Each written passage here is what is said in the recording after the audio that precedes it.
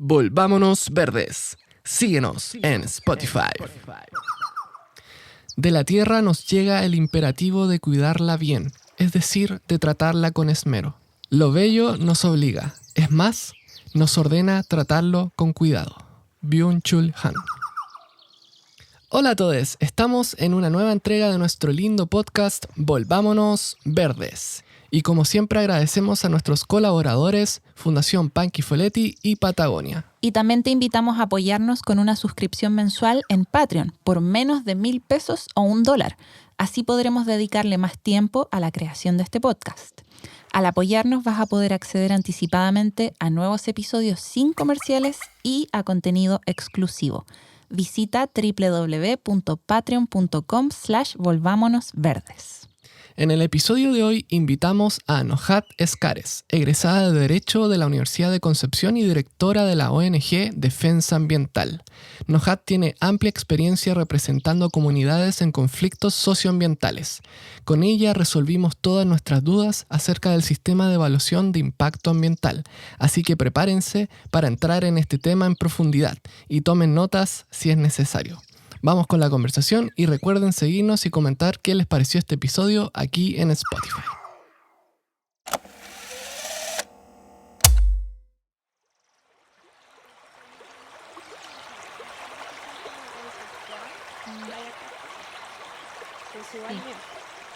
¿Parto? Quizás esto... Ya estoy partiendo, no, chao. Quizás esto va a ser muy en detalle. La idea no es entrar tanto en el detalle, sino que explicar en profundidad todo el sistema de evaluación ambiental. De ahí venían todas nuestras dudas, desde el principio hasta el final. Y ya nos habían preguntado, había gente que nos había dicho, ya, pues hagan un episodio sobre eso. Para cierta gente puede que sea muy fome, a los que no se interesan en estos temas. Uh-huh. Pero si te interesa un poco o trabajas en algo relacionado a esto o estás enfrentado a un proyecto, yo creo que sí te va a interesar. Es que es clave. O sea, es clave entender cómo funciona el sistema para saber cómo enfrentarlo. Claro.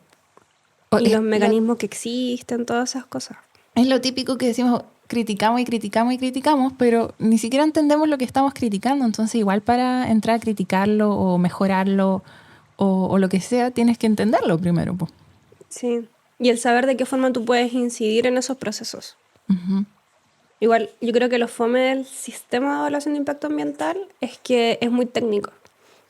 Uh-huh. Entonces, ya es un problema el hecho de que la información que está contenida en el sistema es muy técnica.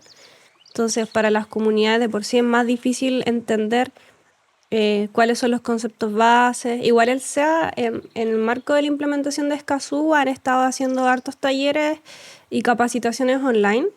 Y tienen como una página que se llama SEA Capacita, en el que hacen como capacitaciones online sobre el sistema de evaluación de impacto ambiental. Pero es distinto cuando como una persona te habla, te lo explica, responde a tus dudas. Sí. Más humanamente, no así tan como técnicamente. Ya, así que prepárense. No sé si alguien nos va a escuchar en este momento. Sírvanse un mate, un té, un café, unas galletitas como nosotros, porque vamos a entrar de lleno. Y yo tengo un cuaderno y un lápiz para anotar más cosas. Ya. Entonces, partimos con la palabra SEA, ¿no? Que la mencionaste. Sí. El sistema... el servicio de evaluación ambiental. Sí. El servicio de evaluación ambiental viene siendo el órgano que está encargado de supervisar todo lo que es el sistema de evaluación de impacto ambiental.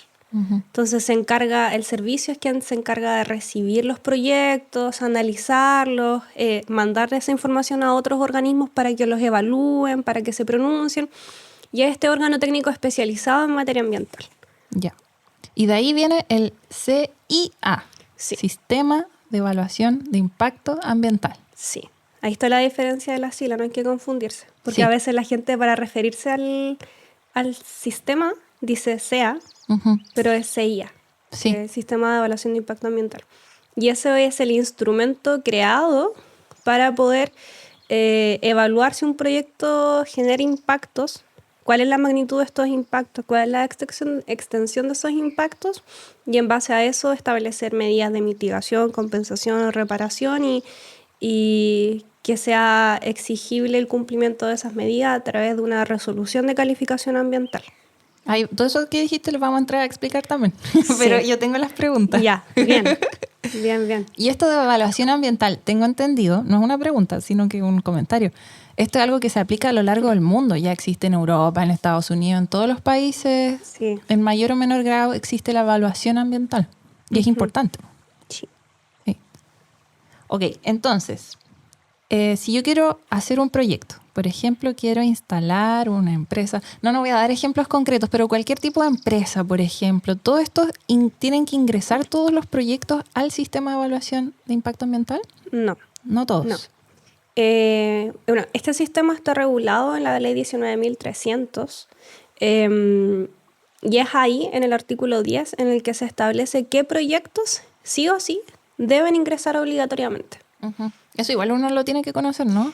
La ley 19.300. Sí, la ley 19.300 es base, porque de hecho es la ley de bases del medio ambiente. Uh-huh. Entonces ahí está toda la regulación del sistema de evaluación de impacto ambiental y otras competencias sectoriales igual. Es súper importante, como la ley del medio ambiente. Ya.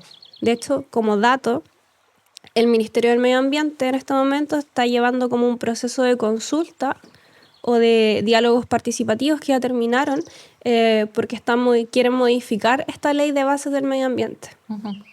Entonces, han hecho hartas actividades en las regiones, como a nivel regional, para poder hacer estas modificaciones y quizá igual podríamos comentar algunas que podrían ser importantes para poder actualizar este sistema. Bacán. Y ahí mencionaste la ley 19.300, el artículo 10. Ahí Sí. define qué proyectos entran o no entran al sistema. Se ha entendido de que este artículo es taxativo. Entonces, ¿con eso a qué nos referimos? Taxativo. De que solo esos proyectos ingresarían obligatoriamente al sistema, no otros. Entonces, si yo como titular de proyecto quiero instalar un proyecto, yo tengo que ir a ese artículo y ver si es que estoy dentro de esa lista. Sí. Porque es una lista grande.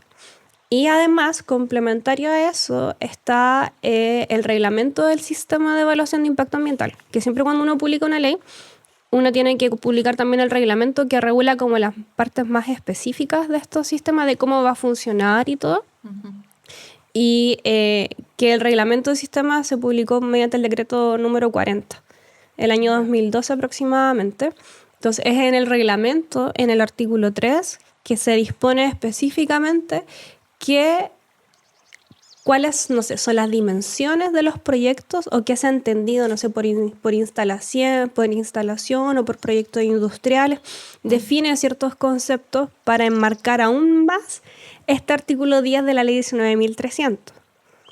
Entonces, por ejemplo, en la ley 19.300 se establece que los proyectos de línea de transmisión eléctrica de alto voltaje entran obligatoriamente al sistema y las subestaciones eléctricas, y en el reglamento se establece cuándo se entiende que es de alto voltaje. Ya. Entonces, establece una regulación más específica. Por ejemplo, un proyecto inmobiliario puede entrar o no entrar al sistema dependiendo de sus dimensiones. Dependiendo de su ubicación, si está dentro de un área bajo protección oficial, dependiendo de todas esas cosas. Uh-huh. Y ahí tenemos... ahí entra eso que se llama consulta de pertinencia, ¿no? Que lo he visto. Sí. La consulta se ha explicado de que viene siendo una manifestación del derecho de petición constitucional, ya que nosotros y nosotras como ciudadanas tenemos derecho a consultarle a la administración del Estado cosas, ya así a grosso modo. Entonces, viene siendo esto como es el titular del proyecto el que va a la dirección del SEA y le dice: SEA, yo quiero hacer este proyecto, si lo hago en base a estos antecedentes, ¿tengo que ingresar al sistema? Esa pregunta es la que hace. Entonces, ¿qué es lo que hace el SEA? Recibe los antecedentes que presenta el titular y evalúa en base a la información que el titular plantea si es que el proyecto cumple con estas tipologías del artículo 10. No evalúa si es que debe ingresar por una declaración de impacto ambiental o por un estudio. Evalúa si debe ingresar o no al sistema de evaluación de impacto ambiental. Uh-huh. ¿Y quién decide? Ahí entramos a esa diferenciación, ¿no? El EIA y el DIA. El estudio de impacto ambiental o la declaración de impacto ambiental. Sí. ¿Cuál es la diferencia entre esos dos? O sea, yo creo que es más fácil entenderla al revés. Uno parte de la base de que yo como titular de un proyecto tengo que ingresar al menos por medio de una declaración de impacto ambiental. Pero si es que el proyecto genera los efectos, características o circunstancias que están en el artículo 11 de la ley 19.300, o sea, el artículo siguiente, tiene que ingresar obligatoriamente mediante un estudio de impacto ambiental. Ya. Ahí es mucho más específico. Entonces, por ejemplo, si es que el proyecto genera efectos o riesgos a la salud de la población, si es que el proyecto altera significativamente los sistemas de vida o implica el reasentamiento de comunidades, por ejemplo, cuando se va a instalar, cuando se pretendió instalar el embalse Punilla, se hicieron expropiaciones y se sacaron a personas. Cuando se evaluó el proyecto Puente Industrial, se hicieron expropiaciones, se sacaron a personas y eso implicaba un impacto significativo a los sistemas de vida de los horticultores de Boca Sur, porque iban a ser sacados y además iban a implicar un reasentamiento de comunidades humanas. Eso era en Concepción, ¿no? Acá, el puente industrial. En Concepción. Sí. Sí. ¿Y eso se considera más alto impacto que requiere un estudio de impacto ambiental? Sí. Entonces, el estudio, a diferencia de la declaración de impacto ambiental, tiene por objeto levantar información de tal medida de poder estimar a ciencia cierta cuáles van a ser los impactos, de qué manera van a impactar, cuál es la magnitud, el alcance, todos estos detalles, y eso se hace mediante el levantamiento de líneas de base completas, acompañado de una ponderación de estos impactos, cuáles son o no son significativos, y acompañados de un plan de medidas de mitigación, compensación y reparación, en caso de que los impactos sean significativos, según los mismos estudios que presentan los titulares de los proyectos. Claro.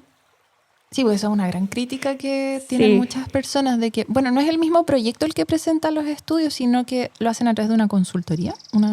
Sí, siempre lo tercerizan. Entonces, existen un montón de consultoras ambientales que hacen el levantamiento de línea de bases, que hacen el levantamiento arqueológico y levantan toda esta información para que después se presente ante el SEA. Y estas consultoras deberían ser como independientes, ¿no? Sí. Pero hay algunas que son súper famosas que siempre como que hacen levantamientos de información grandes para proyectos mineros en el norte porque ya conocen las metodologías. Claro. Mira, bien interesante. Entonces el estudio de impacto ambiental contempla, me imagino, mucho más tiempo, más recursos, más estudios que una declaración de impacto ambiental. Sí, nosotros lo que hemos visto harto es, no sé, por ejemplo, el levantamiento de flora, vegetación, fauna, tú sabes harto, Katy. Tienen que hacerse campañas en terreno durante todas las estaciones del año, donde haya mayor expresión de biodiversidad. Entonces, ahí hay mucho más rigurosidad metodológica para poder hacer esta caracterización. En cambio, en las declaraciones de impacto ambiental es información más superficial respecto de cómo está caracterizado un lugar. Ahí parten de la base de que el proyecto no genera efectos adversos significativos. Entonces, el titular lo que hace es decir, mi proyecto no genera estos efectos porque esta es la base. Por ejemplo, caso reciente, estamos realizando un proyecto inmobiliario en este momento en el que es una DIA y el titular lo que hizo fue descartar y levantar solo información que le permitía descartar estos efectos del artículo 11. Entonces, pese a que se va a emplazar en el centro, dice que no va a hacer el ruido suficiente, de que no va a emitir polvo suficiente como para afectar a la salud de la población. También se evaluó, por ejemplo, el impacto al desplazamiento humano, porque van a entrar camiones. Se evalúan todas esas cosas, se evalúan harto. El valor turístico, el valor paisajístico, muchas cosas. Sí, tanto en los aspectos humanos, como de la sociedad humana, como naturales, ¿no? A las especies que están presentes. Sí. Mira, interesante. ¿Vas cómo se va entendiendo todo? Si el Seba entiende, estamos bien. Aprobadas. Es como el termómetro de esta cuestión. Y otra diferencia es lo de participación ciudadana, el PAC. Sí. ¿Cómo le llaman? Sí. ¿Por qué? Porque en los estudios de impacto ambiental es obligatorio el proceso de participación ciudadana. ¿Ya? Y además de eso está el proceso de consulta indígena, que tampoco procede siempre. ¿Ya? Pero el proceso PAC en los estudios es obligatorio y nosotras, como ciudadanas, tenemos un plazo de 60 días hábiles administrativos, estos son días de lunes a viernes sin contar feriados, para poder presentar observaciones ciudadanas al proyecto. ¿Cómo uno presenta observaciones ciudadanas?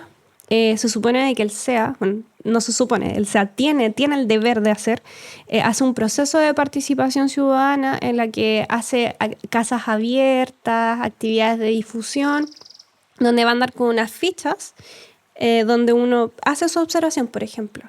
El titular de qué forma evalúa el impacto a el monito del monte, en caso de que el proyecto se emplace en Eso es algo que uno puede como observar, ¿no? Como, sí. ¿Cómo el titular descarta el impacto a la avifauna local? El titular levantó información respecto de los hongos. ¿Cómo justifica que esta información es suficiente? ¿Cómo va a afectar a las napas subterráneas? ¿Cómo va a afectar? Y para eso es súper importante también que nosotras conozcamos nuestro entorno. Sí, de hecho es por eso que es importante este proceso, porque muchas veces hay información que levanta el titular que no es completa, porque vienen personas de Santiago a levantar información en un territorio distinto. ¿Y quién lo conoce mejor que la gente que vive ahí? Que tiene esta cuestión de la percepción y de la observación y que saben de que, por ejemplo, si es que aparecen los cisnes es porque hay algo distinto en este momento. Lo que hablábamos hoy de las gaviotas, si es que hay gaviotas, quizá es un bioindicador de que existe contaminación en ese lugar. Y conocen los esteros, seguramente conocen dónde hay agua si uno hace pozos. O el cambio del nivel del agua, y todas esas cosas tienen que ser levantadas, toda esa información se levanta con las líneas de base. Al final la línea de base es una descripción pormenorizada del componente ambiental superpuesto con la instalación del proyecto y se hace una proyección. Entonces se hace una proyección con proyecto y una proyección sin proyecto. O sea, ¿de qué forma la flora va a desarrollarse si es que el proyecto no se instala y de qué forma va a desarrollarse con el proyecto? Y además se evalúa los otros proyectos que ya estén aprobados y que se van a construir, o que se están construyendo o que ya están funcionando. Entonces, y ahí se evalúa toda la sinergia, los impactos acumulativos. Claro, eso es importante, que me parece que muchos proyectos entran y dicen, no, nosotros hacemos un impacto chico, pero es como pero está ahí en un lugar donde ahora tienes empresas de 1000 cosas distintas y el impacto de todo junto es mucho. Lo de siempre, no sé, caso. El embalse Punilla. El embalse Punilla se evaluó por separado con la línea de transmisión eléctrica.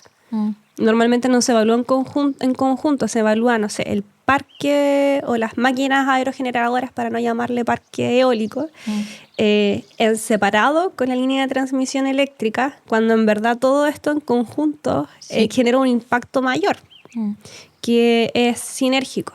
Por ejemplo, la instalación de una central hidroeléctrica en el lugar de nacimiento del río, después otra central, después otra, genera un impacto sinérgico y que tiene que ser evaluada la suma de todos estos impactos respecto del cauce del río, del hábitat, de la ictiofauna y todas esas cosas. Y en mi visión, si está en el nacimiento del río, va a terminar impactando hasta la parte en la que el río llega al mar. O sea, hasta ahí deberían considerar, no creo que los consideren hasta ahí.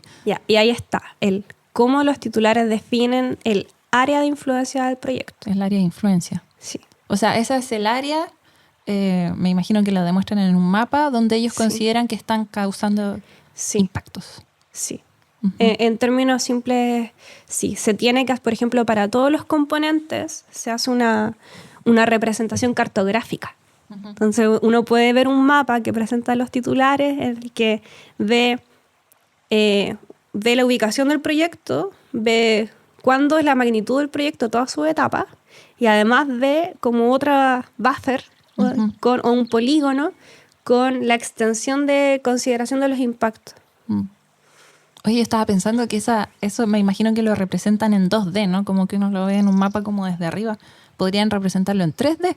Sí. ¿Cómo afecta en la columna de la atmósfera todo? Todo, sí. Pero aún no llegamos para eso al 3. Sería súper bueno, Sería sí. la raja. y después impreso en 3D y todo, y que eso sea la participación ciudadana. Igual otro dato de la participación ciudadana, que estábamos hablando de eso. En este proceso se supone, pasa de que el CEA envían todo el estudio impreso a los gobiernos regionales y a las municipalidades, ¿ya? Para que una como ciudadana vaya y empiece a revisar todo el papeleo. Imagínense revisando un expediente de 5.000 páginas. Son muchas páginas también. Mucha y información. Es muy técnico. Sí, es harto. En cambio, las declaraciones de impacto ambiental no tienen esta participación obligatoria. No obstante, sí se puede participar. Como una vez que se publica, siempre que se inicia un expediente, el titular presenta el proyecto, el CEA hace una primera resolución de admisibilidad donde dice: el proyecto se admite a trámite, publíquese en el diario oficial. Y se publica un extracto del proyecto en el diario oficial. Y a partir de esa fecha de la publicación, la gente tiene un plazo de 30 días para pedir que se abra un proceso de participación ciudadana. Se puede. Sí. Pueden hacerlo 10 personas naturales que estén en el sector, por ejemplo, y que digan: no, yo quiero que haya un proceso de participación ciudadana porque esto va a afectar a mi sistema de vida. Soy vecina del sector. O pueden ser 2 organizaciones sociales, comunitarias, juntas de vecinos, organizaciones ambientales, que con personalidad jurídica puede ser que pidan que se abra este proceso. Y el CEA lo va a tener que decretar. Y van a tener un plazo ahí para poder presentar estas mismas observaciones ciudadanas. Ahí tengo 2 preguntas. Espera, una pregunta es, ¿qué te parece a ti, tu opinión personal, cuál es la importancia de la participación ciudadana? Tómate tu tiempo para pensar. Es importante porque es el mecanismo que permite que podamos incidir. Y ahí quizá va a haber harta divergencia, porque la gente se pregunta: ya, pero si yo voy a hacer una consulta, ¿cuál es el deber que tiene el titular del proyecto de responderme? Si yo soy una ciudadana nomás, o sea, yo tengo una duda, ¿de qué forma eso va a afectar de verdad la instalación de un proyecto en mi territorio? Sí. Bueno, se supone de que, no se supone en verdad, es la práctica, de que existe una reclamación, que es la reclamación por falta de consideración debida de las observaciones ciudadanas. Entonces, imagínense que ya un proyecto, un estudio de impacto ambiental se aprobó. Ya, resolución de calificación ambiental favorable. Nosotras como ciudadanas que practicamos una observación ciudadana podemos presentar una reclamación ante el Comité de Ministros porque estimamos de que nuestras observaciones no fueron debidamente consideradas en todo el proceso. Por ejemplo, yo dije de que en este lugar habían monitos del monte porque yo he visto monitos del monte porque existen, y el titular del proyecto dijo que no existe. ¿Ya? Y en verdad dijo que no existe porque sus estudios no estaban completos. Entonces yo voy a presentar una reclamación porque digo de que en verdad sí existen los monitos. Y estoy segura. Y yo los he visto. Y tengo catastrado todos los monitos que hay ahí en el lugar. Entonces, y esas reclamaciones las conoce el Comité de Ministros. Y si el Comité de Ministros las rechaza, puede llegar a tribunales ambientales. Y si el Tribunal Ambiental lo rechaza, puede llegar a la Corte Suprema. Y hay muchos casos favorables. Por ejemplo, acá en la región del Biobío tenemos el caso emblemático del gasoducto GNL Talcahuano. Hace poco la coordinadora Chorera cumplió 10 años de lucha en contra del GNL.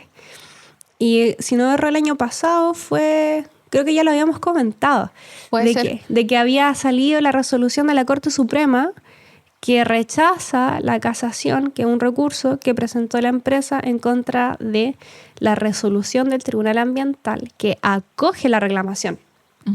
Eso, en otras palabras, en palabras sencillas, el Tribunal Ambiental dijo: faltó consulta indígena, faltó esto, no levantaron bien la información respecto de los peces que estaban en la bahía de Talcahuano, por lo que se ordena que se anule la resolución de calificación ambiental. Y la Corte Suprema ratificó la decisión. O sea, se paró. Sí. ¿Y ese era gas natural licuado? Sí, gasoducto. Gasoducto.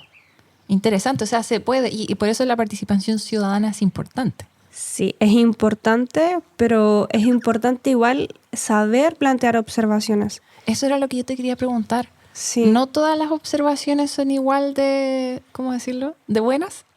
sí. O sea, yo diría de que lo que pasa es que el SEA, cuando recibe una observación, porque es el SEA el que las pondera al final, ¿ya? Es quien tiene el deber de responder estas observaciones al final de los proyectos, en la dirección ejecutiva o la dirección regional del SEA.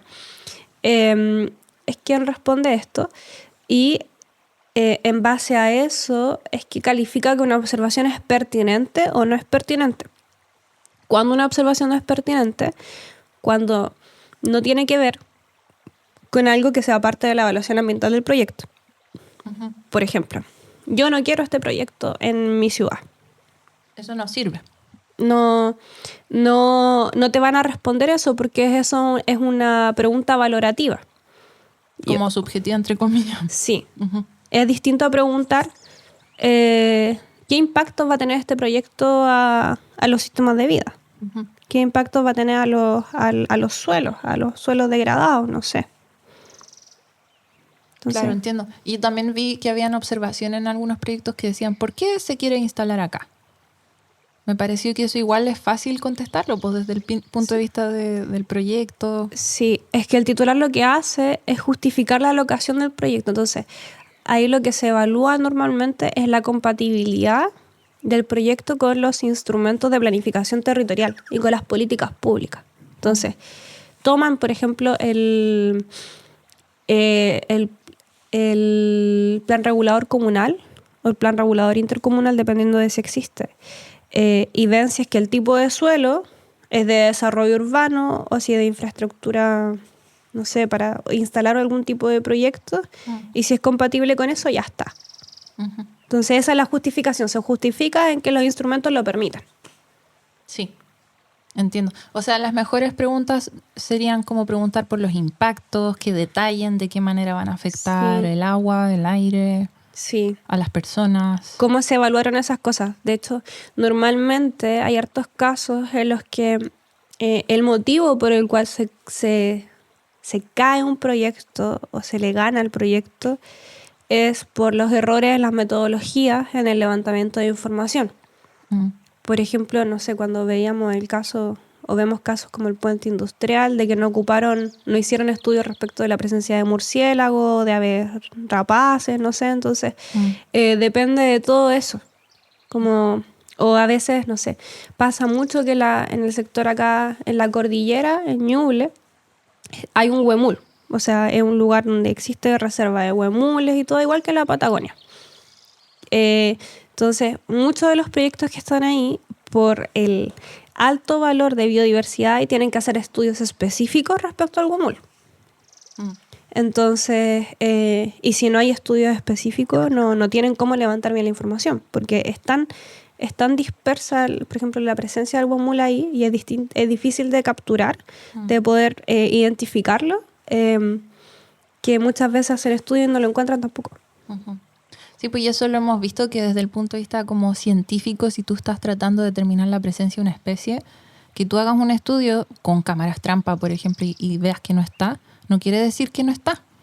Y eso cualquier científico lo sabe, pues, o sea, que tú no hayas podido capturar la presencia del animal, no quiere decir que puedes descartar su presencia. Sí, entonces ahí mi pregunta como ciudadana es, ¿cómo el titular del proyecto justifica la metodología que utilizó para levantar información respecto del huemul?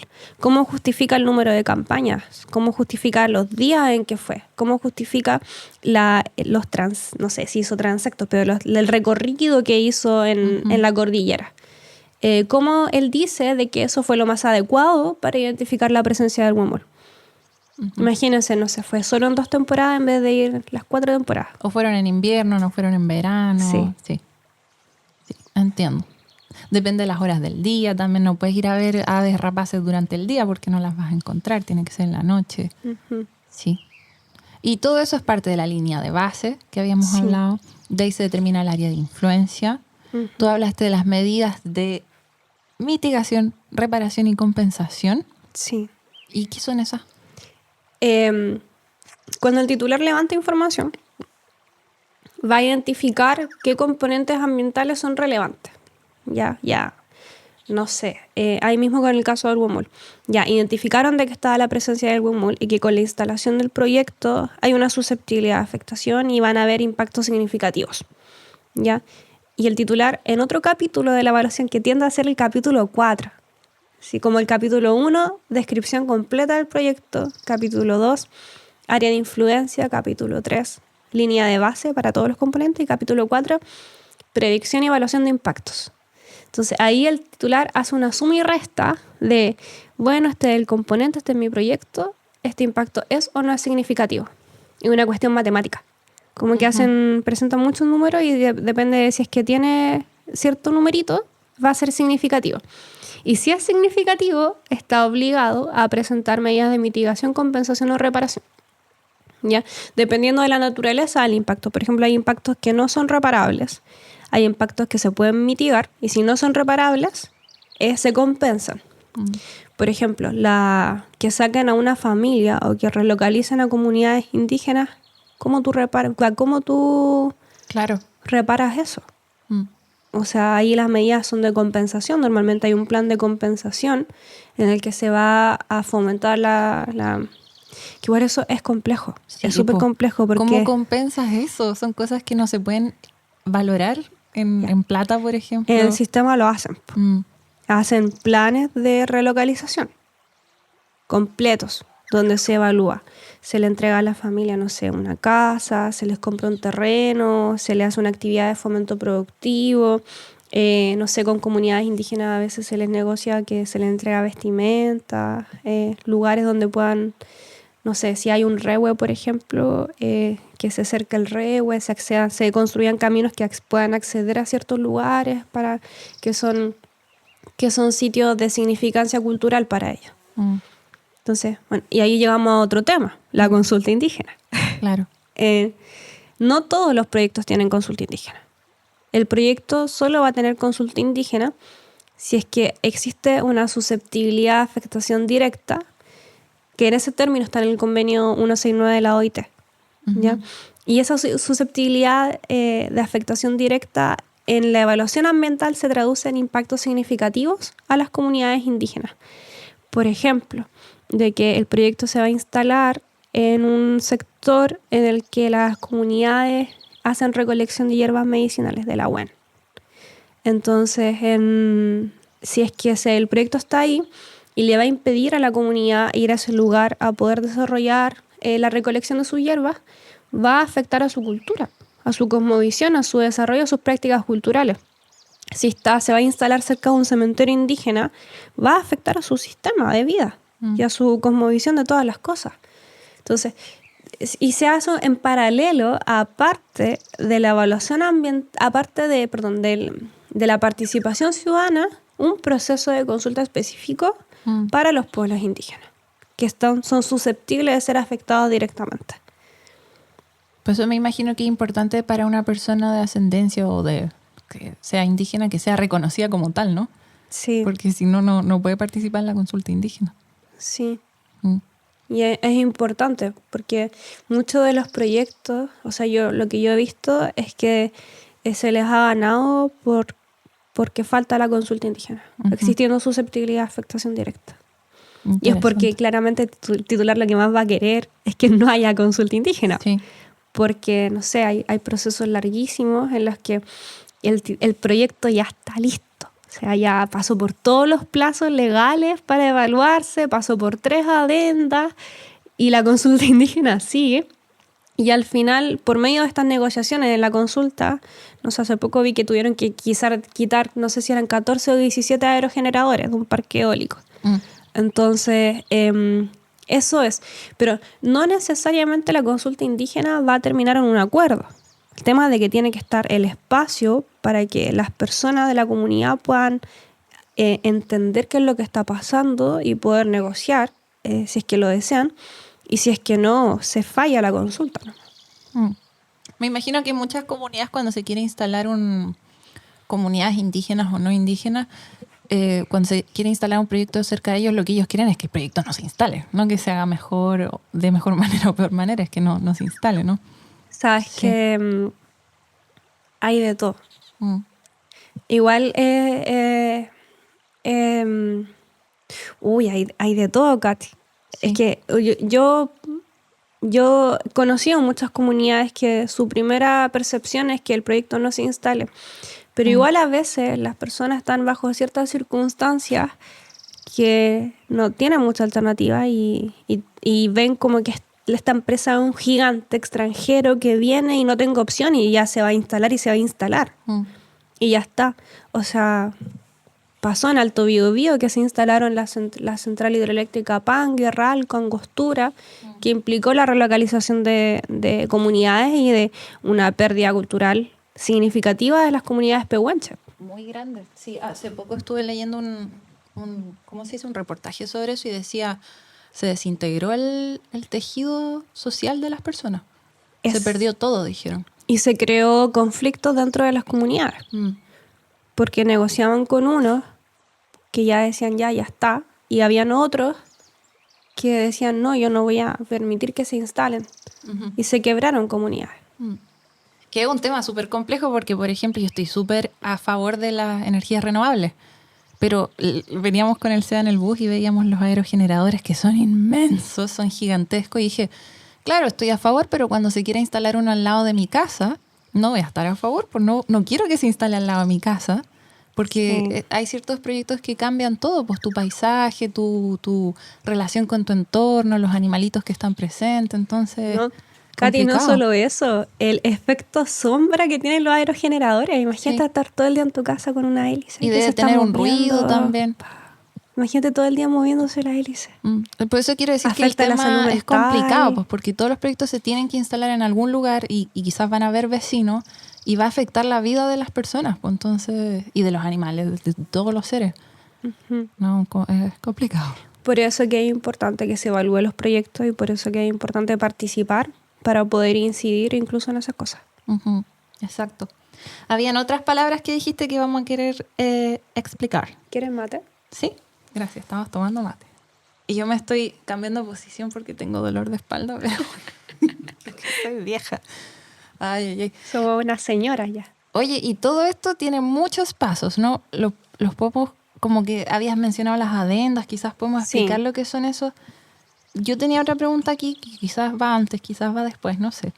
Que todo esto está dentro de los expedientes de los proyectos, ¿no? Que uno puede Sí. encontrar toda esta información. Y así, esto todo Es lo que público, estamos ¿no? hablando es información pública. Ya. Sí, el SEA, Servicio de Evaluación Ambiental, ahí recopilando conceptos ya, tiene una plataforma web. ¿Ya? Y en esa plataforma web va a encontrar 3 portales principales. El portal de la evaluación de los proyectos, el portal de la participación ciudadana específica, el portal de participación ciudadana y consulta indígena y el portal de consulta de pertinencia. ¿Ya? Y dentro del primero uno puede buscar todos los proyectos que se están evaluando, que se hayan aprobado, todo. Y es como fácil. La otra vez yo me metí, pones el nombre, en qué región, como un filtro, ¿no? Sí, uno puede poner incluso sin el nombre del proyecto, puedes poner como tu región, tu comuna, y vas a encontrar todos los proyectos que se están evaluando, que hayan sido aprobados en el lugar donde tú habitas. Sí. Si fue por estudio o declaración de impacto ambiental. Sí. Y ahí uno entra y ahí se encuentra en un mundo que es medio tenebroso porque es muy grande. Sí. No, y ahí uno pincha en el expediente del proyecto y aparte te aparecen con unas pestañitas chiquititas que dice evaluación, expediente del proyecto de evaluación ambiental, participación ciudadana en chiquitito, consulta, si es que hay consulta indígena. Y en la primera que dice como expediente del proyecto de evaluación ambiental está todo. Está la presentación de la declaración de impacto ambiental o el estudio de impacto ambiental, la resolución de admisibilidad, el oficio, este documento que envía el SEA a los otros organismos para decirle, oye, llegó este proyecto, evalúenlo según sus competencias sectoriales.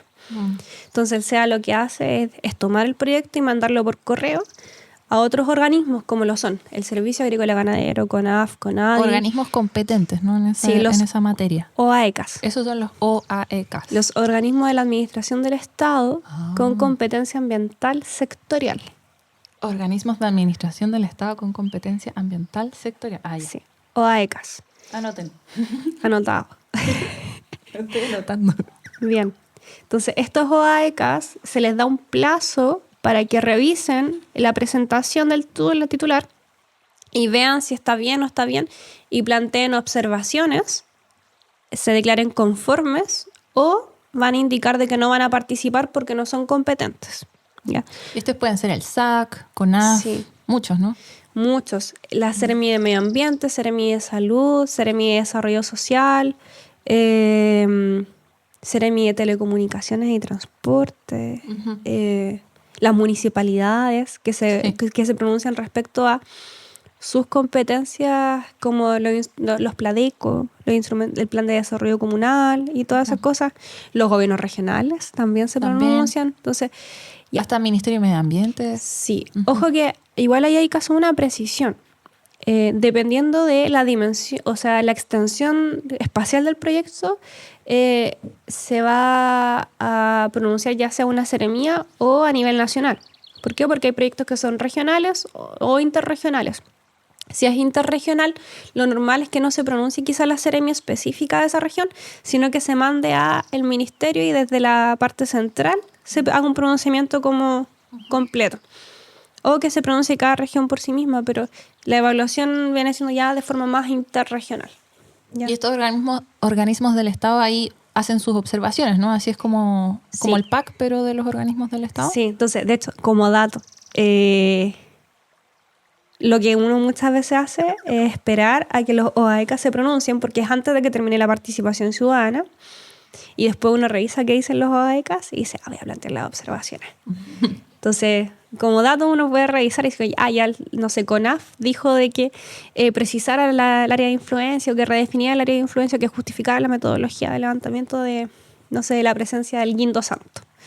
¿Ya? Entonces, uno puede tomar ese informe y después plantearlo como observación, como, bueno, yo creo, o preguntar todas las mismas cosas. Entonces, eso es importante. Entonces, ¿qué es lo que pasa después? Los OAECAS responden mediante un oficio, un documento en el que plantean las observaciones o dicen que están conformes con la evaluación del proyecto, que está todo ok. ¿O pueden decir que no son competentes también? Sí, como no me voy a pronunciar porque está fuera de mis competencias. ¿Ya? Cuando está fuera de sus competencias, por ejemplo, no sé, Cernapesca no se va a pronunciar respecto a un proyecto que se emplace dentro del área urbana y donde no hay PS. No hay PS. Sí. Okay. Como casos lógicos. ¿Ya? Y también pasa mucho de que pese a que son competentes no se pronuncian. Pasa mucho. Sí, mucho de que igual los titulares a veces hacen eso, de que presentan como que hay veces como que presentan varios proyectos al mismo tiempo, como que se alinean, ingresan varios y después los OAECA están así colapsados, no sé. Eso yo pensaba, yo decía, sí, oye, hacen. pero estos organismos del Estado, ¿cómo alcanzan a hacer todo? Porque deben tener miles de, no sé, pues pronunciarse sobre esto, viene la fecha para hacer esto, viene esto. Oh, qué brillo. Ya he hablado con gente que trabaja en consultoras y me han comentado pues de que el servicio o gente que trabaja en el servicio y me han dicho por ahí de que a veces como que hay fechas en que ingresan muchos proyectos al mismo tiempo y uno cacha para colapsar todo. Sí, porque imagínate, es que es mucha información, es mucha. Entonces, no, y si uno se mete a los expedientes y entra y hace clic en los como archivos que hay, los abre, dicen, ¿qué me metí? Porque es como un hoyo negro de información. Y hay anexo de los anexos, de los anexos. De los anexos, de los anexos. Oye, no, sí, da miedo eso. Es como para... Sí. Hay que tener paciencia a veces. No, y igual aquí estamos para... La idea es poder simplificar eso y que sepan dónde buscar. Claro. ¿Y eso, de ahí viene lo que es la adenda? Sí, o sea, hay un paso previo. Ya, el CEA recibe estas observaciones de los OAECAS y hace un ICSARA, que es el informe consolidado de solicitudes, declaraciones, rectificaciones y enmiendas. Ampliaciones. Y ampliaciones, sí. ICSARA. Y este documento de ICSARA de 60 páginas está lleno de preguntas y solicitudes que se le hace al titular del proyecto para que complemente su estudio. ¿Ya? y le da un plazo al titular, se lo envía al titular, el titular después va a presentar la respuesta a esto mediante una adenda. Ya. O sea, el Ixara es como, no el resumen, sino que es como el compendio de todas las observaciones. Sí. Y además de las propias que pudo haber identificado el SEA. Ajá. Y eso se le envía al titular del proyecto. El titular del proyecto lo observa todo y dice, voy a contestar ahora. Tiene que contestar cada una de esas preguntas en orden. Vienen enumeradas. Y de manera fundada, ¿no? O sea, Sí. no puede uno contestar subjetivamente. Puede ser que acoja la observación, rectifique, aclare y todo, los mismos términos. Y la adenda es la respuesta del titular. Del titular, sí. Entonces, ¿qué pasa? De que el titular ya dentro del plazo, no sé, le dan 6 meses para que presente su adenda. Incluso puede solicitar que se le amplíe el plazo, porque no se tienen que hacer estudios más específicos y lo funda y el SEA les amplía el plazo para que presenten la adenda. Y esta adenda se la envían de nuevo, envía la adenda al SEA y el SEA nuevamente la manda a los OAECAS para que los OAECAS vean si es que respondieron o no las observaciones que plantearon. Los organismos del Estado. Sí. Entonces, y ahí el CONAF va a estar revisando, no sé, CONAF dijo, yo pedí que evaluaran de nuevo lo del Quinto Santo y va a ver si es que fue o no respondida esa observación. Y si es que no fue respondida, va a plantear más observaciones. O sea, esto es como un tenis, ¿no? De un lado para el otro. Y por eso es tan largo, se demora mucho. Hay proyectos 5 años, porque igual se suspenden hartos los plazos. No es como que uno pueda evaluar para siempre un proyecto. Es que tienen que... es que los plazos se suspenden cuando el titular tiene que presentar adendas. E incluso el SEA puede decretar la extensión del plazo de la evaluación bajo ciertos casos. Ya. Y yo he visto que hay adenda 1, adenda 2, adenda 3. Sí. Ser? Uy, ya. Pueden haber muchas. Por ejemplo, el caso del embalse Punilla creo que se evaluó desde el 2004 hasta desde allá. Hasta el 2010. Piensa, ¿qué estabas haciendo tú el 2004? ¿Eras una niña? ¿No habías nacido? Yo nací en el 98. Claro. Tenía 6 años. 6 años. Yo el 2004 ya había aprendido a leer, pero era una niña. Desde ahí que se viene evaluando. Sí, ingresó el 2004. Creo que se aprobó el 2010, 2011 más o menos. Wow. Pasaron muchos cambios de gobierno. ¿Sí? Sí. Mega sequía vino después. Vino la pandemia. El terremoto. El terremoto. Yo revisé ese expediente y vi como los oficios de... Bueno, igual en aquellos tiempos como que el expediente, la página del SEA era distinta. Entonces, cuando ahora uno revisa ese expediente del Punilla, uno no ve como todo tan ordenadito. Uno ve un compilado de 5.000 páginas, 6.000 páginas, 8.000 páginas. Y en ese compilado yo me acuerdo que estuve revisando y vi oficios de la Municipalidad de San Fabián informando respecto al terremoto que hubo una falla geológica. Entonces... Muchas cosas pueden cambiar, pues. Sí, pues. Sí. Quería decir algo y se me olvidó. No, que ha pasado mucho tiempo, pues. Eso, desde el 2004. Qué brillo. Sí. Bueno, y después de todo este proceso de que viene, yo digo este viene este le contestó esto, no sé qué, ahí viene lo que es el ICE. Sí. ¿O no?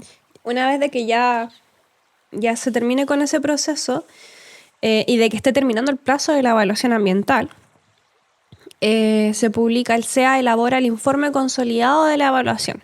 ¿Ya? Ese es el ICE. Sí, el ICE. Y en el ICE está como el resumen de la evaluación que quedó al final con todo el proceso. También va a haber un anexo ahí de la consideración de las observaciones ciudadanas. Y después y con una sugerencia técnica de si es que se debería o no debería aprobarse el proyecto. Y después eso se manda en el caso de los estudios de impacto ambiental, se manda a la Comisión Evaluadora Regional. Y ahí es la Comisión Evaluadora Regional integrada por varias Ceremis, y ahora creo que encabezada por los gobernadores, que se pronuncian respecto a la aprobación o rechazo de los proyectos. Ellos toman la decisión. Ya. Y de ahí viene lo que se conoce como RCA. Sí. Entonces, eso lo dijiste muchas veces. Sí. Si es que el proyecto se aprueba o no, va a publicarse una resolución de calificación ambiental, la RCA, que puede ser una resolución de calificación ambiental favorable o desfavorable. O sea, ¿sí o no? Sí. Sí, con condiciones también puede ser. A veces como que las seremías agregan condiciones al final. Aprobamos con estas condiciones. ¿Ya? Y eso después se publica en la página, está todo esto publicado en la página del SEA, y después se publica en el diario oficial y se empiezan a contar los plazos para presentar las reclamaciones, tanto para el titular del proyecto, como para los observantes, como para terceros que no participaron en la evaluación del proyecto y que tengamos interés. O sea, por ejemplo, si la RCA determina, o sea, no recibe RCA, quiere decir que no se aprueba. O sea, sí recibe RCA porque es resolución de calificación ambiental, pero es desfavorable. Desfavorable. Siempre va a terminar con este acto. Uh-huh. Ok. Y le dice, no se aprueba. Entonces el titular del proyecto puede decir, puede interponer, tú dices, una reclamación. También, sí. Para que, no sé, sea conocida por el comité de ministros y que sea acogida la RCA. Y lo mismo al revés, se aprueba, la RCA lo aprueba y las comunidades, por ejemplo, pueden interponer una reclamación.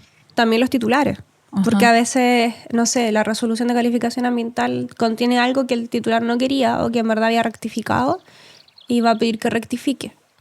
Y que las condiciones que hayan sido agregadas a la evaluación no sean así. También puede ser está esa posibilidad. Entonces, ¿cómo vamos? ¿Cómo vamos, Seba? ¿Entiendes todo? Yo lo tengo todo anotado por si acaso. Experto ya en evaluaciones. Vamos a llegar a hacer observaciones ciudadanas después. Entonces, si se aprueba un proyecto que me afecta, yo soy vecina, ¿qué es lo que puedo hacer? ¿No? ¿Interponer una reclamación, como habías dicho tú? Depende. Todo depende. En el derecho todo depende. Sí. Depende de cuál fue mi rol en el proceso de evaluación ambiental del proyecto. ¿Ya? Por ejemplo, vamos a poner el caso de que hubo una DIA y en la DIA hubo declaración de impacto ambiental. Sí. Hubo una participación ciudadana porque los vecinos lo solicitaron. Pero yo me enteré después de todo eso y no hice observaciones ciudadanas. Entonces ahí vamos a distinguir el caso de las personas que participaron en el proceso de participación ciudadana y las que no participaron en el proceso.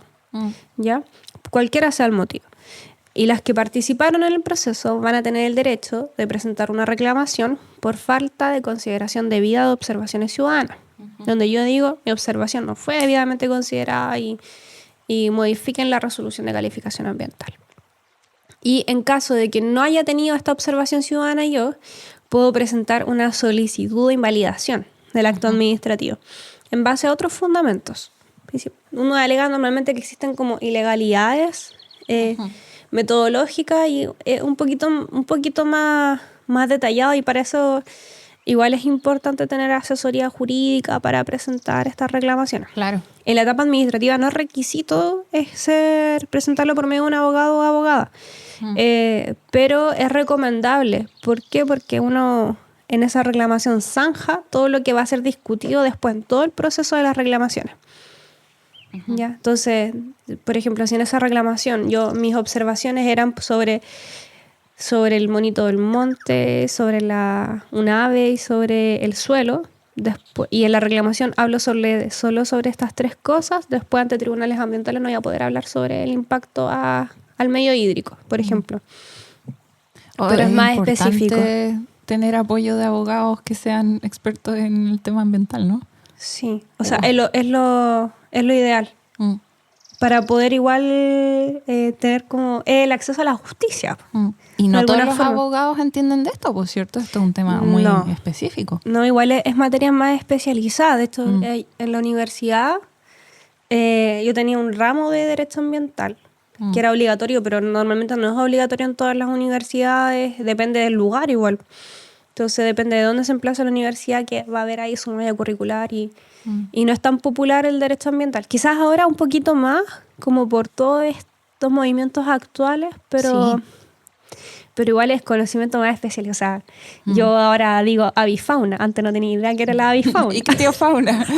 La ictiofauna. Sí, me han dicho que debido a todo este trabajo te ha tocado aprender también de cosas como ecológica, geología.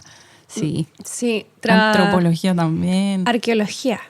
Creo que hasta ahora de las cosas que más me gusta, recursos naturales renovables y arqueología. Es bacán. Sí. Qué interesante. Qué buena eso. Y la gente que trabaja en el SEA también, todos ellos deben tener que saber de muchos temas, ¿no? Sí, mucho. No, harto para estudiar para todas las personas aquí. Ujú. Y habías mencionado recurso de reclamación, recurso de invalidación. Sí. Yo he escuchado que han hablado ustedes de impugnación, ¿no? La impugnación es este concepto general que es como yo voy a reclamar en contra de algo, voy a impugnar algo. Ah, ya. Ese es Sí. como el verbo. Voy a impugnar. Sí, sí. Como voy a luchar. Es como el general. Sí. Ya. Entiendo. ¿Y qué medios de impugnación existen? Nada, la reclamación tanto. Sí. Y ahí hay como una escala, no sé cómo llaman las instituciones, tú habías hablado de superintendencia de medio ambiente, tribunales ambientales, Corte Suprema. Ya. Vamos a sacar de la ecuación la superintendencia. Ya. Porque la superintendencia, ahí vamos a después hablar de la superintendencia, pero en este caso depende. Por ejemplo, Depende. Todo depende. La invalidación se presenta ante el mismo organismo que dictó la resolución. O sea, en este caso, en el caso de los EIA, la Comisión de Evaluación Ambiental de la región, no sé, en mi caso de la región del Biobío. Uh-huh. Y en el caso de la RPAC, que es la reclamación por falta de consideración debida de las observaciones ciudadanas, se presenta ante el Comité de Ministros. ¿Ya? Se va a Santiago. Uh-huh. ¿Ya? Y son estos organismos los que se pronuncian por separado respecto de las reclamaciones. Uno puede presentar las dos cosas. Uh-huh. Entonces, se puede presentar hartas reclamaciones por distintas personas en contra de un mismo proyecto, no solo una. Eso igual es importante porque a veces es mejor agotar todas las vías existentes y todos los argumentos para tener como hartos caminos, ¿ya? Y esto, no sé, imaginémonos que la comisión de evaluadora rechazó la invalidación y el comité de ministros también rechazó la propia invalidación. La RPAC, uno tiene el derecho de ir ante tribunales ambientales. En Chile existen 3 tribunales ambientales. Sí. Uno en Antofagasta, otro en Santiago y otro en Valdivia. Sí. ¿Ya? Con competencias como hay una delimitación geográfica. ¿Ya? Entonces, no sé, acá en mi región, la región del Biobío, se va al Tribunal Ambiental de Valdivia. ¿Ya? Entonces se presenta ante esos tribunales, se tramita, y ahí ya es más importante el ser asesorado por abogados, porque para poder presentar esa reclamación se hace por medio de abogados o abogadas. Uh-huh. ¿Por qué? Porque ya es un procedimiento judicializado. Entonces hay una etapa administrativa, que es la anterior, ya era en la etapa judicial. Y después el Tribunal Ambiental es un órgano muy especializado. O sea, el Tribunal Ambiental, como dato, está integrado por 3 ministros o ministras. 2 de ellos son abogados y una es científica. Uh-huh. El Tribunal Ambiental de Valdivia está integrado por una ministra científica que se llama Cibel, si no me equivoco. Uh-huh. Es seca. Entonces, Wow. se imaginarán de que esto es un tipo de tribunal muy especializado. Entonces, las sentencias son muy especializadas y muy técnicas, ¿ya? Y son motivadas, son con argumentos duros, porque tienen que revisar todo. Hoy que tienen que tener harta pega, me imagino. Y tienen un equipo, un muy buen equipo también. Por ejemplo, se contratan ahí a asesores jurídicos, por ejemplo, para la ministra científica. Creo que es Cibel Villalobos. Ya. Sí. Entonces las sentencias, por lo mismo, no son de 10 páginas. Son de 100, 200 páginas. Wow. Que acoge o rechaza la reclamación, dependiendo de cómo estuvo hecha la reclamación. Igual, la idea es que hacer buena reclamación, igual presentar buenos motivos, buenos fundamentos para que el tribunal las acoja. Y después, en caso de que, no sé, yo esté disconforme con la sentencia del Tribunal Ambiental de Valdivia, yo puedo presentar un recurso de casación ante la Corte Suprema. Recurso de casación. Estoy Sí. aprendiendo derecho. Casación de forma o en el fondo, dependiendo de los vicios que yo diga que tiene esta sentencia. ¿Y eso, la Corte Suprema ya es lo máximo? Sí, o sea, a nivel nacional, sí. Suena como Suprema. La excelentísima Corte Suprema. No pasa por las cortes de apelaciones estas reclamaciones. Uh-huh. Hay ciertas competencias que son especializadas. ¿Y la Corte Suprema es solo una? ¿Está en Santiago? Sí, está en Santiago. Ah. Sí. Me estoy metiendo a temas que son totalmente fuera de mí. Nos gusta. Ya, Sí. buena. Y la Corte Suprema da como el dicho final, dice. Sí, pega el martillazo final y El dice... martillazo final. Pero pasa mucho de que la Corte Suprema se guía harto por la decisión del Tribunal Ambiental. Uh-huh. porque es el órgano especializado. Claro. Entonces, Me imagino que las personas que trabajan en la Corte Suprema no saben de todos estos temas, porque dicen, uy, es que igual les toca ver, hay ministros que son más, no sé, el ministro Sergio Muñoz, de la tercera sala, alto dato, él conoce harto de ambiental, es Ya. muy seco. Entonces, sí, hay salas que se integran como de ciertas formas, como especializadas igual. Pero hay de todo. ya. Otra cosa que esto quizás era de antes, no sé, pero ustedes han hablado a veces de permisos ambientales sectoriales, los PAS. Ay, sí. ¿Qué Ya. son eso? Quizás ahora nos vamos a remontar a los orígenes del sistema. Ujú. El sistema de evaluación de impacto ambiental fue creado para crear una ventanilla única, así se le llama, para que yo no tenga que ir sectorialmente a tramitar todos mis permisos puerta por puerta, todos los OAECAS, sino que entre todo por una puerta y que se mande todo lo mismo a distintos organismos. Ujú. ¿Ya? Entonces, con la resolución de calificación ambiental, no solo voy a obtener mi permiso ambiental favorable, sino que voy a tener los PAS sectoriales, ya que son los permisos ambientales sectoriales. ¿Ya? Y en eso van a haber, dependiendo de las materias, por ejemplo, hay permisos para la intervención de bosque nativo de preservación, que ve CONAF, y permisos para la intervención de monumentos nacionales, que ve Consejo de Monumentos Nacionales, hay permisos en materia de salud sanitaria, que ve la Superintendencia de Servicios Sanitarios. Entonces, dependiendo de cada organismo, hay cada PAS sectorial. Y si yo digo, ya, pero yo quiero saber dónde están todos los PAS, está en la página del SEA, uno puede encontrarlos todos, pero yo recomiendo más fácil, el reglamento del sistema de evaluación de impacto ambiental tiene como un apartadito, un título específico sobre los PAS sectoriales. ¿Y cuáles son todo esto? Ya. Por ejemplo, hay un PAS de alteración de los cauces y todo. Entonces, ¿qué es lo que pasa? De que el titular del proyecto no solo evalúa los impactos ambientales, sino que tiene que verificar de que su proyecto cumpla con la normativa ambiental aplicable, que son los PAS sectoriales que están establecidos en leyes o decretos específicos. Oh, complicado. Sí, es harto. Perdón que me estoy cambiando de posición. Si quiere el Seba después le edita. Bueno, ya, a ver, no sé cómo estamos, bien complicado, pero tengo todo anotado. Ojalá la gente que lo escuche lo vaya anotando. Y aquí tenía una pregunta que quizás nada que ver. De repente dije, ¿qué es la Corte Interamericana de Derechos Humanos? Y no tiene nada que ver con esto, pues, ¿cierto? Sí, no, o sea, la Corte ya es una instancia mucho más superior cuando se violan derechos humanos y esas cosas. Entonces, a veces cuando se agota la instancia en tribunales nacionales, uno puede ir a las Cortes internacionales, que es la Corte Interamericana de Derechos Humanos. Entonces, ahí se ven otros casos igual de hartos temas indígenas, vulneraciones al medio ambiente. Entonces, eso. Bien. ¿Hay algo que se me haya quedado en el tintero? Porque quiero pasar al acuerdo escaso. ¿Qué otra cosa podría ser importante? Es que es harto. Es caleta. Es harto. Sí, hay muchos detalles. Sí. O sea, quizá otra cosa que la gente no sepa mucho es que no solo termina la evaluación con los planes de medidas de compensación, mitigación y reparación, sino que además de eso están acompañados de los planes de seguimiento de las variables ambientales, donde el titular se compromete, no sé, cada cierto tiempo es como un ya. ¿Cómo le voy a hacer seguimiento a esta variable ambiental que estimé que tenía impacto significativo? Y decir, voy a hacer informes trimestrales, o voy a hacer informes semestrales o mensuales. Por ejemplo, un proyecto que implique el movimiento de suelo, normalmente se pide, en caso de que hayan hallazgos arqueológicos, que hagan informes mensuales sobre informes arqueológicos. Y que tienen que estar siempre un arqueólogo viendo todo, se supone, y que haga un informe sobre si es que hay hallazgo o no hay hallazgo.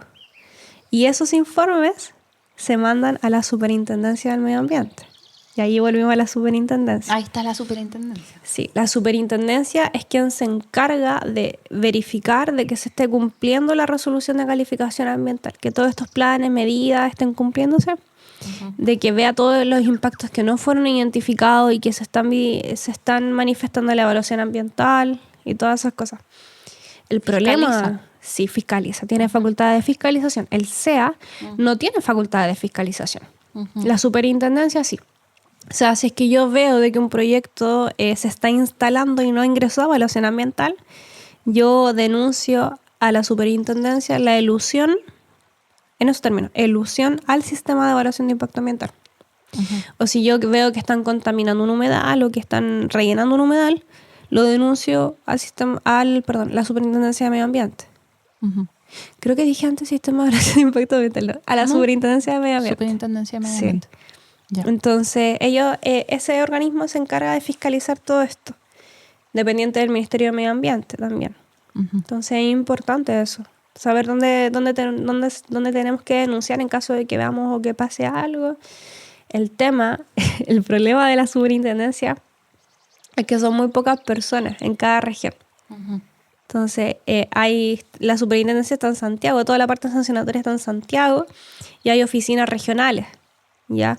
Acá la oficina del Biobío, entonces creo que tiene como 6 funcionarios o 7 funcionarios, muy poco para fiscalizar todo lo que hay que fiscalizar. Entonces a veces no dan abasto con todas las denuncias que ingresamos o cosas así, entonces es complejo que, claro, se le da harta facultad de fiscalización a un organismo, pero no se le dan recursos para poder fiscalizar. Sí, entiendo. Y cuando no hay recursos y no tienen mecanismos, es letra muerta. ¿De qué me sirve crear algo si no...? Sí, pues, si no hay plata para eso. Sí. Entiendo. Complejo. Por ejemplo, lo que ha hecho la mayoría de las denuncias que recibe la superintendencia en materia de ruidos. Entonces, ¿qué es lo que ha hecho? Ha firmado convenios con las municipalidades para que las municipalidades tengan facultad de fiscalización y que sepan ocupar los sonómetros y todas estas cosas para poder medir ruido. Y que en base a eso se puedan canalizar las denuncias por ruido. O sea, igual hay un rol que juegan las municipalidades también, pues, ¿no? Sí, es súper importante. O sea, lo ideal es que todas las municipalidades tengan un departamento de medio ambiente. Sí. Y que ojalá la mayoría puedan firmar convenios con la super para poder fiscalizar bien las cosas. Y que las municipalidades puedan informar, porque las municipalidades tienen un rol público súper importante de bien común. Porque fiscalizan y intentan velar por el bien de su comuna. Claro. Entonces es súper importante. Se supone de que los organismos del Estado, los OAECAS, tienen que estar actuando en una misma línea. Como que tienen que estar de acuerdo. Y eso se le llama en derecho administrativo la coordinación. Principio de coordinación, que estén coordinados todos para que, por ejemplo, para que uno si está fiscalizando, le informa al otro que fiscalicé y encontré esto. Y que no sea necesario que la misma persona que denunció a un organismo, por ejemplo, no sé si voy a denunciar la intervención de un humedal, que no tenga que necesariamente informar tanto a la superintendencia como a la DGA, sino que pueda hacerlo a uno y que se subentienda de que este organismo notifique al otro organismo que también tiene competencia, porque también van a mantener sus competencias. Sí. No, sí, suena que como que hay tantos actores, instituciones de por medio, tanta burocracia, tanto todo, que se necesita mucha plata para estos recursos. Sí, muchas personas trabajando de ese brillo. Sí, pero igual es importante ahí el rol de fiscalización que tienen las comunidades en general. Las personas. Las organizaciones ambientales, las comunidades, el conocimiento que tengan del lugar, porque ellos son los que van a ver de que hay un cambio en el sistema. Porque tienen la ciencia de la observación. Sí. Es como la ciencia ciudadana, pues, y las personas son como muchos ojos, ¿no? Muchas narices, muchos oídos que pueden estar controlando que no se estén produciendo daños muy grandes al medio ambiente, a las personas. Sí. Y igual hay un tema que a ti te gusta, ¿no? Que es como el acuerdo de Escazú, tengo entendido. Y que tiene mucho que ver con todo esto que hablamos ahora. Sí. Es que el acuerdo de Escazú es el primer acuerdo regional en garantizar los derechos de acceso a la información ambiental, el acceso a la participación ciudadana, el acceso a la justicia ambiental. Entonces le pone este deber a los estados, parte de garantizar estos mecanismos de participación y que podamos generar incidencia en todo esto. Entonces es importante, Chile ya lo ratificó, está en proceso de implementación de este acuerdo y y estamos harto en deuda, la verdad.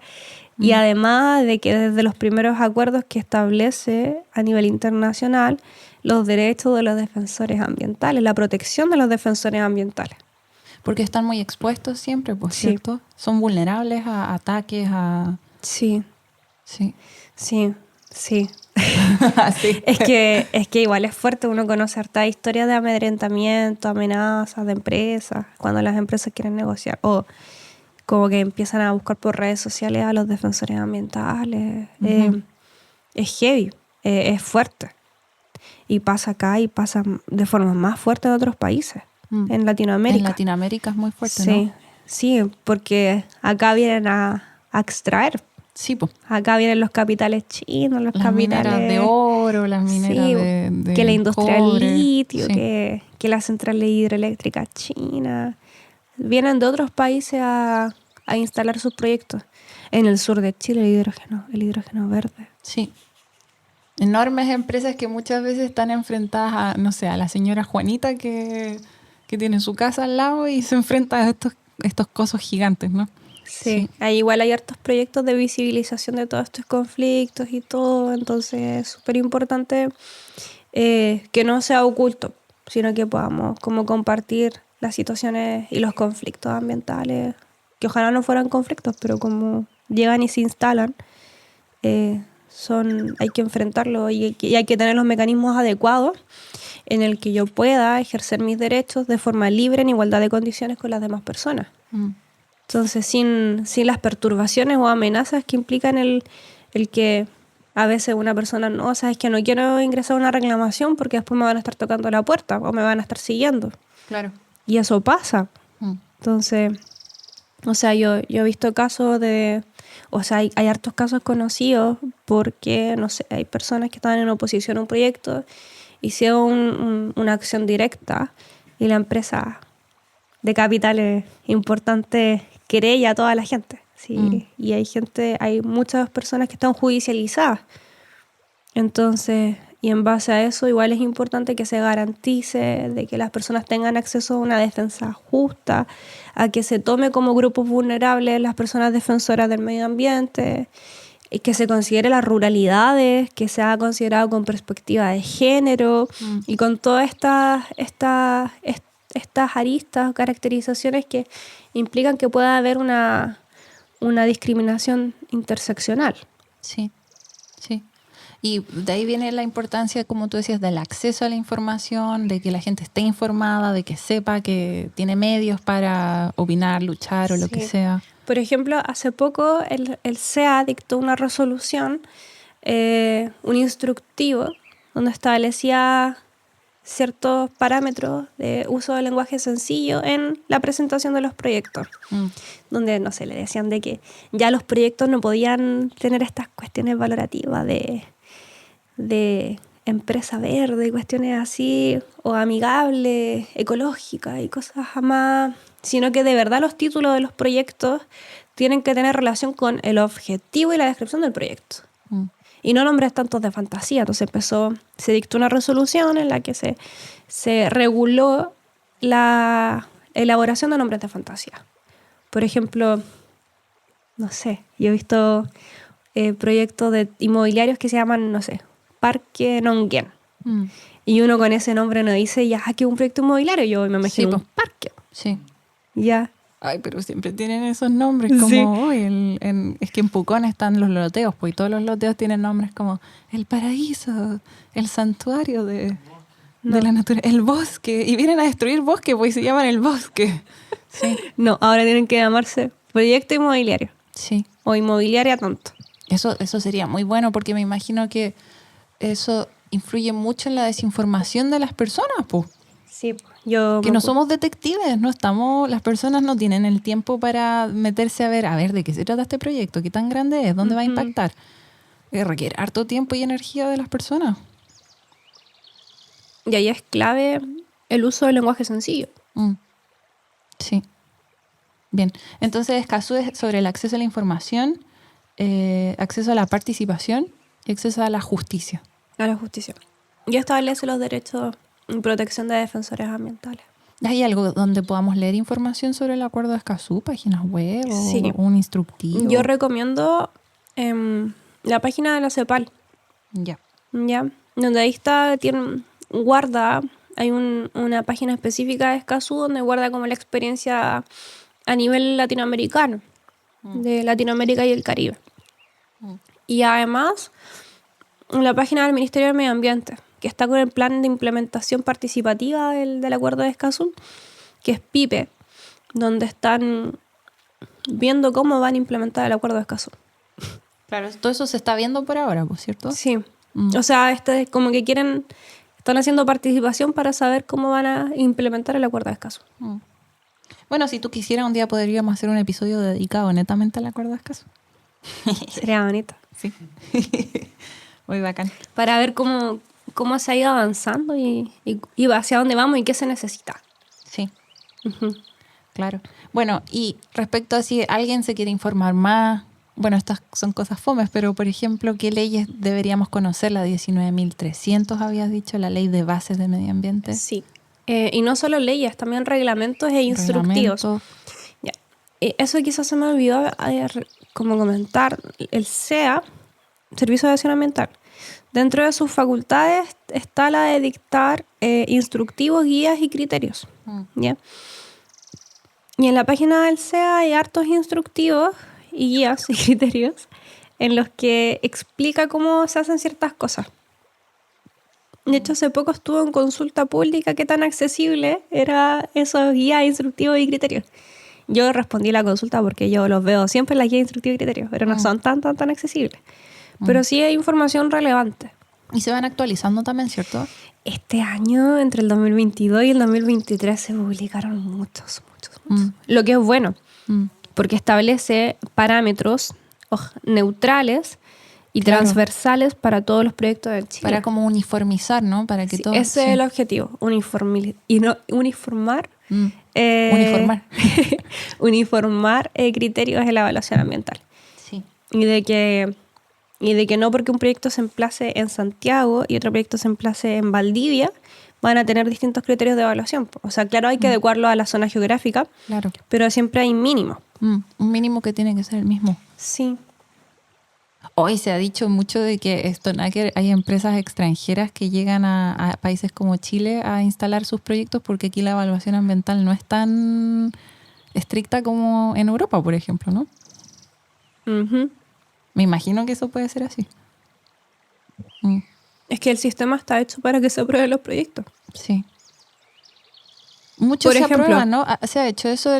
¿Se ha visto el porcentaje de proyectos que ingresan y que se aprueban? Deben ser muchos. En la página del SEA publican datos estadísticos respecto de cuántos proyectos ingresan al año, las declaraciones, cuánto ingresan por declaración. Creo que más del 90% son declaraciones de impacto ambiental.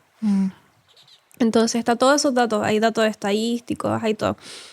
Entonces ahí igual es importante el hecho de que estos proyectos, este es un sistema que está hecho para aprobar los proyectos, como ya he comentado. Entonces, ¿qué pasa si un proyecto se rechaza? El titular puede volver a ingresarlo. Claro, lo vuelve a hacer. Con otro nombre. Entonces, por ejemplo, yo ingreso a un proyecto inmobiliario, una central hidroeléctrica mejor, el año 2015. No admitieron a trámite porque lo ingresé por una DIA y era un estudio de impacto ambiental. Lo vuelvo a ingresar en el 2016. No me lo admitieron a trámite porque me faltó un estudio. Lo vuelvo a ingresar el 2017. Ya se admitió a trámite, se tramitó. Me lo rechazaron. Lo vuelvo a ingresar el 2018 con estudio actualizado. No hay un límite que le diga ya, suficiente, 3 veces, chao, al agua. ¿No se puede? Tenemos libertad económica, desarrollo económico en este país. Entonces, está dentro de las facultades para poder desarrollar actividades económicas. Que a mí me parece bien, pero siempre uno se tiene que preguntar, ¿a costa de qué? ¿No?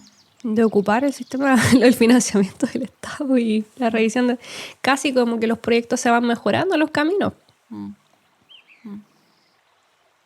Bueno, esas son preguntas, conversaciones. Un día vamos a hacer un episodio dedicado a las críticas a todo este sistema. Sí. Sí. Porque se puede mejorar en muchos aspectos, me imagino. O sea, yo creo que uno de los aspectos clave es de que el artículo 10 sobre el deber de ingreso al sistema no sea taxativo. Que se puedan ingresar otros tipos de proyectos que quizá no estén contemplados en la lista. Ah, ya. ¿Por qué? Porque estamos en un sistema, en un planeta en el que está todo en desarrollo. Sí, pues. Entonces imagínense con las nuevas tecnologías. Nuevas industrias, nuevas tecnologías. Que pueden tener mucho impacto y que no van a ingresar al sistema. ¿Por qué? Porque no están en la lista. Claro, desarrollos de, no sé, nucleares, hidro, no sé qué. Sí.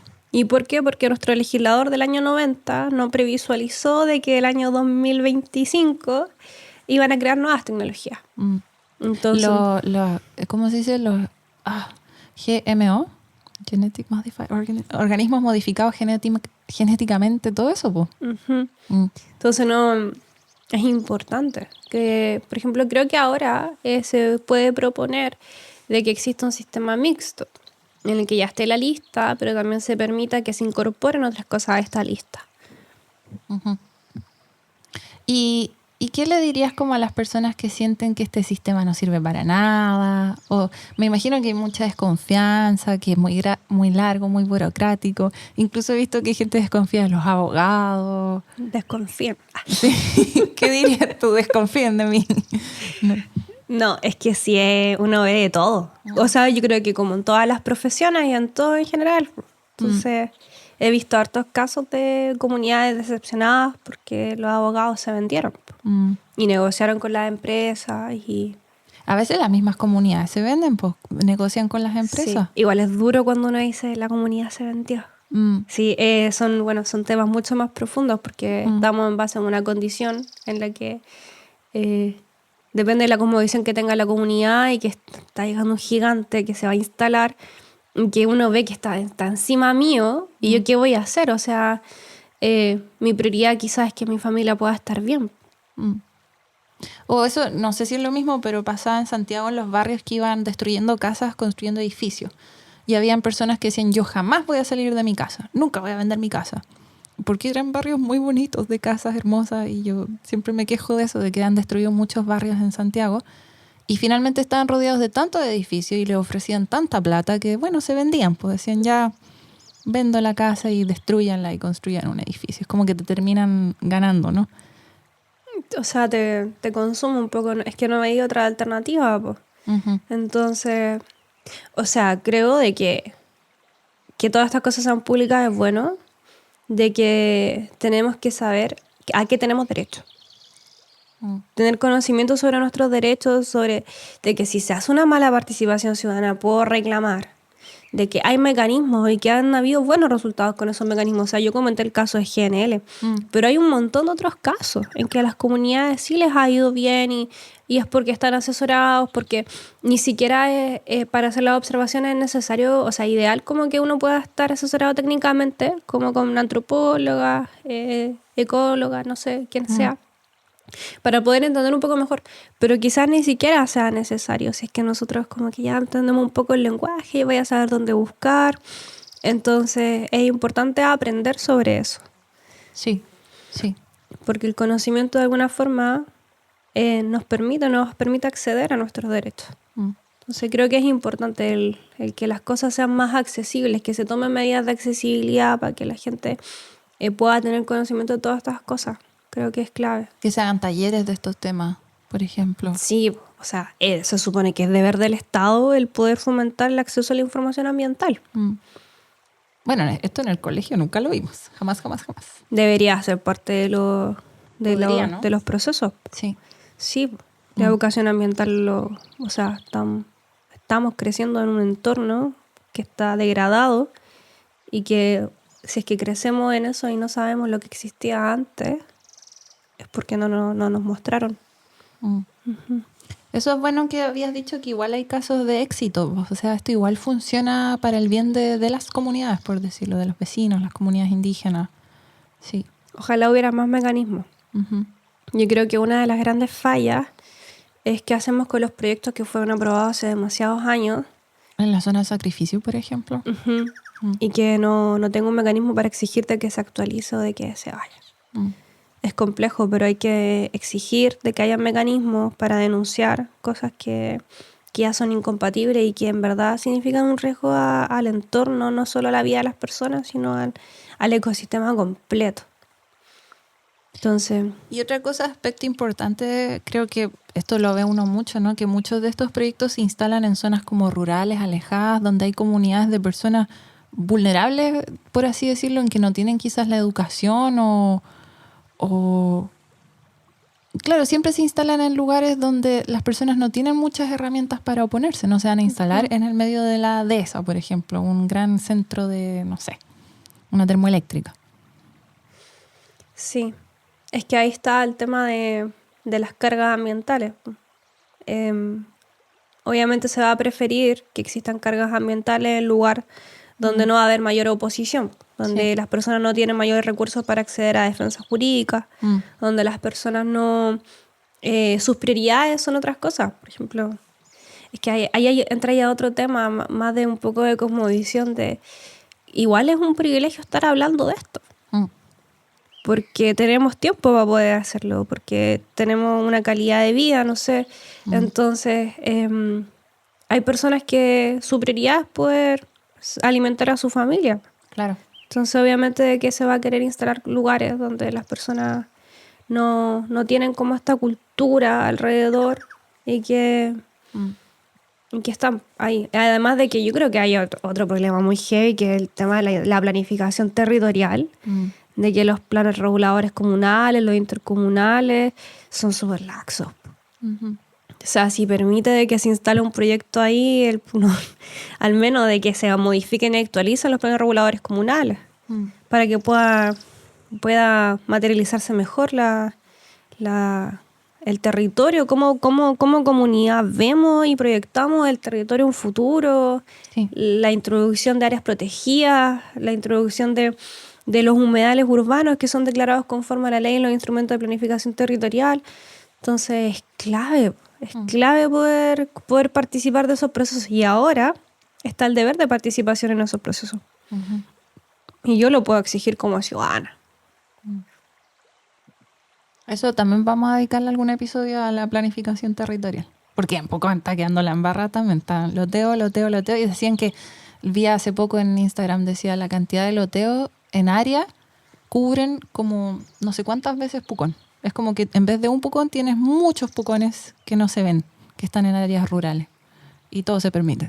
Sí, es que ahí hay como que construyen micro expansiones urbanas en zonas rurales que son rurales y cambian el uso del suelo en la práctica. Sí. Y eso no debería ser legal. De hecho, es ilegal. Bueno, tenemos que empoderar a las personas. Sí. Esto es parte de eso. Bien. ¿Quieres decir algo más, Nojat? ¿Algo que no hayas dicho? No, está bien ahí. Es harta información. Sí. Y esto lo voy a escuchar varias veces de nuevo. Y eso que yo trabajo en estas cosas contigo, pero igual me quedan muchas dudas. Tarea para la casa, escuchar 3 veces el podcast. Sí, con cuaderno, con lápiz. A ver, y le voy a hacer un test después al Seba a ver si lo entendió todo. Sí, se viene. No, pero igual hay cosas que se pueden profundizar, o sea, hay mucho más detalles. Como el marco general de cómo funciona. Sí. Pero se puede hilar más fino. Ahí uno tiene que ir al caso concreto, pongan. Claro. Por ejemplo, es bacán poder hacer jornadas con la gente en el que, no sé, ahora acá en Chiguayante está el tema de una carretera que se quiere construir sobre el río Biobío, una extensión urbana, sí, encima del río para que vayan los autos directos a Hualqui. Y como que ahora toda la gente se está organizando para que haya valorización del humedal, de que es un humedal urbano, el río Biobío, y de que tiene que ingresar al sistema este proyecto de carretera. Entonces, cuando uno ve ya su territorio como que tiene ese conflicto, esa situación, uno se quiere informar, quiere entender cómo funciona y de qué forma puedo incidir o de qué forma puedo promover que existan otras cosas. Entonces ahí, por ejemplo, no sé, nosotros, ¿por qué estamos trabajando harto en la protección de eso? Porque se vio una martina pescadora. Una vecina vio una martina pescadora ahí, entonces como, hay una especie importante ahí y hay que cuidar su hábitat. que somos privilegiados en poder vivir al lado de un río. Claro. Habías mencionado antes el tema de los panamericanos, que no habían ingresado a evaluación ambiental. Sí, o sea, hay un parte de los panamericanos que se van a desarrollar acá, se están desarrollando en este momento en la Laguna Grande y el humedal Los Batros, que fue declarado no hace mucho como santuario de la naturaleza y no ingresó al sistema de evaluación de impacto ambiental. Ya hay estudios de que esa laguna está súper eutrofizada y el Consejo de Monumentos Nacionales, quien hasta ahora es el organismo que tiene que autorizar las actividades en los santuarios de la naturaleza, permitió eso. Y el SEA, por ejemplo, ahí hay un caso práctico. Santiago 2023 ingresó una consulta de pertinencia al SEA preguntándole, ¿yo tengo que ingresar obligatoriamente o no al sistema de esta actividad, los panamericanos acá en las actividades acuáticas? Y el SEA dijo no, porque las extensiones y que tiene esta actividad no va a haber susceptibilidad de afectación a los objetos de protección del santuario. Ya, porque los objetos son tal, tal y tal. Entonces no debe ingresar obligatoriamente al sistema, pese a que se emplace bajo un área de protección oficial. Entonces, el tema de que la laguna está con alta eutrofización. Más encima. Sí, entonces puede ser un riesgo incluso para la salud de los competidores. Entonces, porque si hay florecimientos algales pueden ser tóxicos. El caso del lago Villarrica. Sí, entonces se está estudiando y todo, pero ya está. Es heavy. Bueno, y ahora más encima los santuarios ya no van a existir. ¿Por la Ley de Servicio de Biodiversidad y Áreas Protegidas? Sí. SBAP. Sí, se creó mediante la ley 21.600 publicada hace poco. Se creó el sistema, el Servicio de Biodiversidad y Áreas Protegidas y el Sistema de Biodiversidad y Áreas Protegidas. Y ahí ya los santuarios ya no van a existir, van a tener que pasar por un proceso de homologación.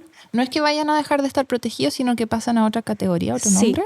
Sí, cuando ya existe el servicio, porque hay un plazo de 2 años desde la publicación de la ley, que esto va a ser creo que en 2025, no me acuerdo bien. Sí, en 2025, en octubre del 2025, si no erro, tiene que estar creado el servicio. ¿Ya? Entonces, una vez que se cree el servicio, va a haber un plazo de 5 años para iniciar con este proceso de homologación de los santuarios.